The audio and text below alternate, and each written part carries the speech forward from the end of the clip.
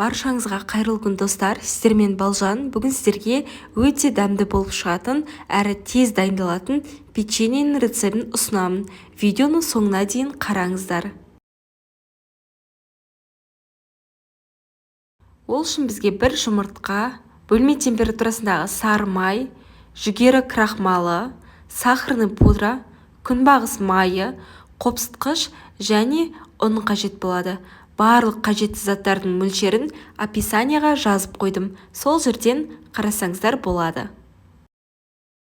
Алдымен ыдысымызға бөлме температурасындағы сары майымызды саламыз. Оның үстіне сахарный пудрамызды салып, миксермен біркелкі болғанға дейін жақсылап араластырып аламыз.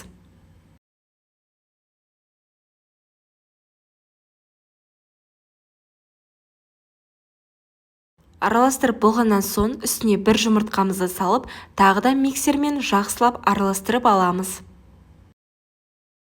Достар, егер де менің каналыма тіркелмеген болсаңыздар, тіркеліп алыңыздар. Араластырып болғаннан соң үстіне күнбағыс майын құямыз, жүгері крахмалын салып, тағы да жақсылап араластырып аламыз.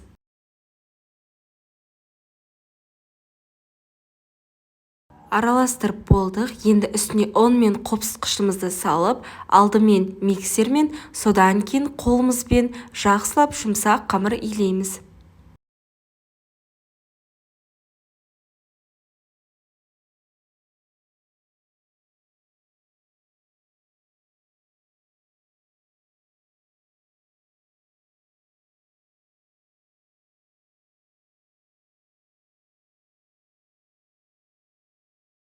Ұзақ уақыт ұстамаймыз. Егер де ұзақ ұстасаңыздар, құрамындағы сары май еріп кетуі мүмкін. Мінекей бізде осындай қамыр шығу қажет, жұмсақ болып шығады. Енді осы дайын болған қамырымызды кіші бөлшектерге бөліп, осылай қолымызбен домалақтап шығамыз.